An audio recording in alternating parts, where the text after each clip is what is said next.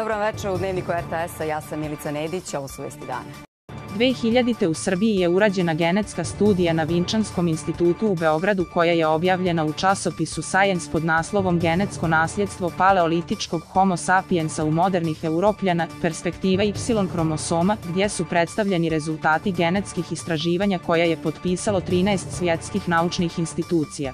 Doktorica Sanja Glišić i dr. Dragana Lavantić iz Instituta Vinča biokemijski su potvrdili kod Srba 49% altajsko-anatolski marker HG2, tek 16% slavenski tip EU19, uglavnom u Vojvodini, 13% južni afrohamitski tip i ostale manje skupine.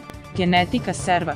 Altajsko-turski anadolski haplotip 49%, haplotip EU19, slavenski haplotip 19%, haplotip EU7, hrvatski haplotip 5%, haplotip HG9, avarsko-mongolski haplotip 6%, haplotip HG21, afrohamitski haplotip 13%, ostali haplotipi 8%, kod Hrvata je dominantan dinarsko-ilirski genotip 45%, oznaka EU7. Ovaj genotip vlada i u Bosni i Crnoj Gori, a prema nekim još nesigurnim ispitivanjima kod Srba ga je svega 5%.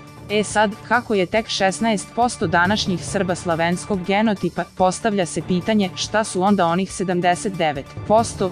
Ovdje se radi o Srbima iz Srbije, jer Srbi iz Bosne pokazuju prisutnost dinarsko-ilirskog genotipa.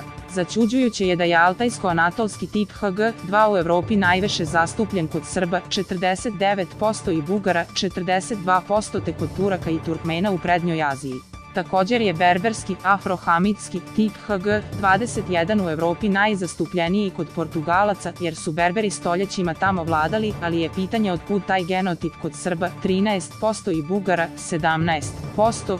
Kako su rezultati ove studije polako, ali sigurno su presirani i zamijenjeni novim pod navodnike studijama u kojima su se uzorci pa tako i rezultati drugačije birali, je pitanje više političkog i socijalnog nego znanstvenog karaktera.